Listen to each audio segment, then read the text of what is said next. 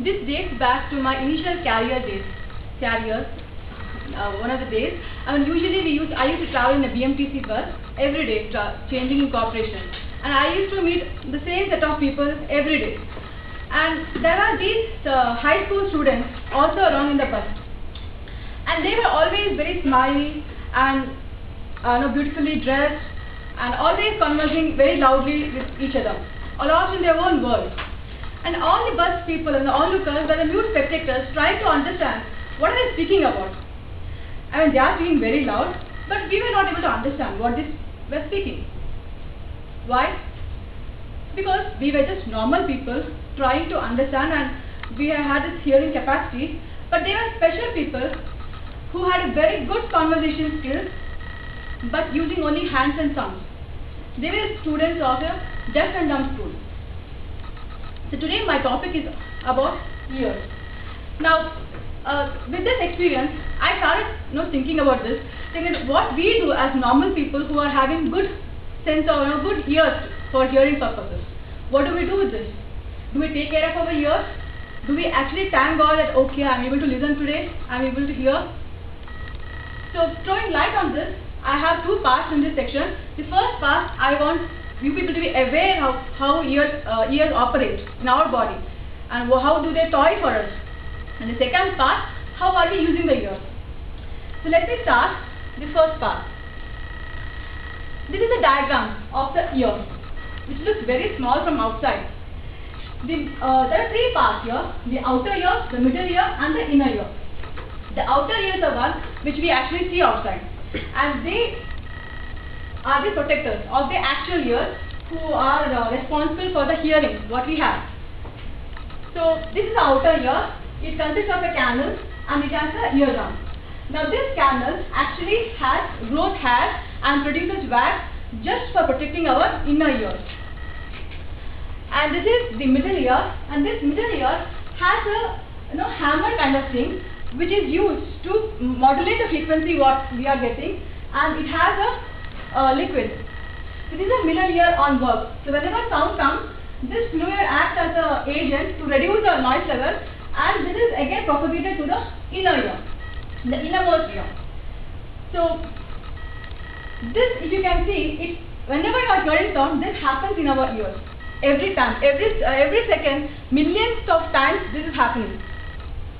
And this is the inner ear. Now inner ear is the core part of our ear, where the actual hearing takes place. How? It consists of two main parts. One is called the vestibular nerve, and second one is called the cochlea.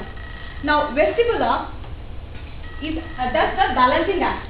What does it do is, whenever we tilt our head 30 degrees, 60 degrees, 90 degrees, up, down, anytime, this acts what is the angle, and it communicates to the brain that the head is tilted, so that there is a balance between both the ears, what we are hearing.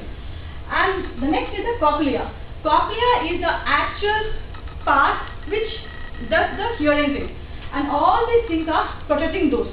And this is situated somewhere near our jaws, just below the jaw. And what does it do is, whatever frequency is sent to cochlea, there are many hair cells. They are called hair cells. These are the hairs, and the frequency comes and hits this. These get converted to electric signals. Using the frequency and the sound signal, this converts the electric signal. And what we see here is a nerve fibers. These nerve fibers start on each hair cell and goes to the brain. They transmit this electrical signal to the brain, and that brain actually converts this electrical signal to the sound what we are able to hear and understand. So this complex procedure happens in our body. And for example, in a young healthy person, there will be around 30 to 35,000 such hair cells, in which there will be around 8 to 10 multiples of roots which are working on this, toys for us. So how does it find us? Knowing about our ears. Is it amazing finding stars? Oh man. Now what do we do with our ears?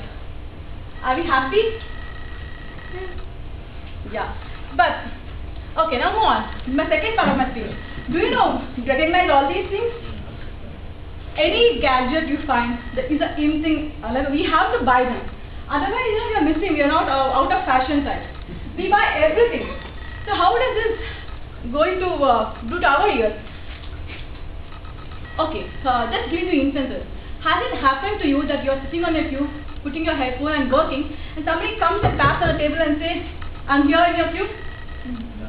Has it happened to you that you are driving in a car and you're lost in your world, and behind people have to honk and say that signal is turned green? Has it happened that you're crossing the road and you don't realize the car is actually honking and trying to, when you're actually having the headphones? So if this is the case, you're in the right place. I'm going to give some suggestions what you're supposed to do. Now these headphones, because they are actually very near to the ear, and because people enjoy loud noise, always in a full volume, it hits our ears directly. Loudspeakers also are bad, but they are in a distance. So when it actually comes and hits our ears, the noise is much reduced. Now to go to, more about the facts, these are the actual levels of sound that we hear. For example, a soft whisper is only 20 decibels, and a shout is 70 decibels, and when you are in a restaurant it is 70 decibels, and when a jet takeoff is a 130 decibel, and it's the highest. So these are the voice levels that we tend to hear generally when we are in our day-to-day life. And these are some stats. We say that if you are constantly listening 90 decibels of noise for 8 hours, that is the limit. After that, you are not supposed to hear more, because you will damage your ears. And how will you know it damage? You will never know, because it is a cumulative procedure. It tends to accumulate, and after some years, you will come to know what it has impacted on you. So, how do you actually, what are the symptoms of hearing damage? How do you know that you are losing your listening skills or hearing skills? Simply, if you are not able to understand what the other person is speaking, and because you are already having loud noise in your life, if somebody whispers to you, you are not able to understand them. You say, "Please speak loudly, I can't listen." So these are some of the symptoms that means that you are actually in the process of losing your hearing. Now what will happen in the long term? What happens in the long term is there are two types of hearing loss problems. As I explain you in detail how a ear works, there are two types of hearing loss. The one is called sensorineural hearing loss, and one is tinnitus hearing loss. Now in sensorineural hearing loss, whatever hair cell I was talking about, because of the noise, it gets killed. And when it gets killed, one hair cell represents a band of frequencies.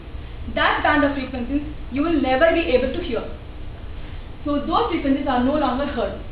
And the other one is called tinnitus. In this, what happens? It is damaged. And then if you have realized sometimes you get a sound going, some sound will come. That is because of that. The hair cell, the sound has hit the hair cell and it has got damaged, and you will get a loud buzz. When it is initial stage, only for a few times. After that, it's rest of the life you have to be on medication. So now, let's say, is it scary? How do we safeguard? Should we stop using headphones? If you do this, it's really good. But there are the things that we can actually do. One thing is like this is a useful tips. One is always see that the volume level is low in your headphones. Now how do you check on that? When you are putting your headphones, you should be able to hear the outside noise. That means that your volume is under control. And other thing is, if you keep your headphones down with the music, you should not be able to hear the music. That means that it's in the under limit volume. Okay, and second thing is, as I see, if people on a regular basis, when they are exercising or walking or anything, they always use a headphones and do. That is very dangerous. Why? Because the brain is already focused on your legs and hands movement. So the attention is diverted from ears. So the ears at this time are more viscous to attack of audio attack. And also one more thing is, you can use ear protectors or ear plugs. You can put some cotton balls and then put the headphones so that the audio level is decreased. And even all, the best is you don't use headphones, at least not for a long term. And if you are using for a long term, you do consider visit the ENT specialist on a regular basis to check how is your ear. So with this, I can tell you is, please take care of ears, because nobody can take care of it other than you. And it is very important, and until unless you don't have it, you won't realize how the importance of it. And at least few minutes we can spend on years and see, let us not spoil it. Thank you all.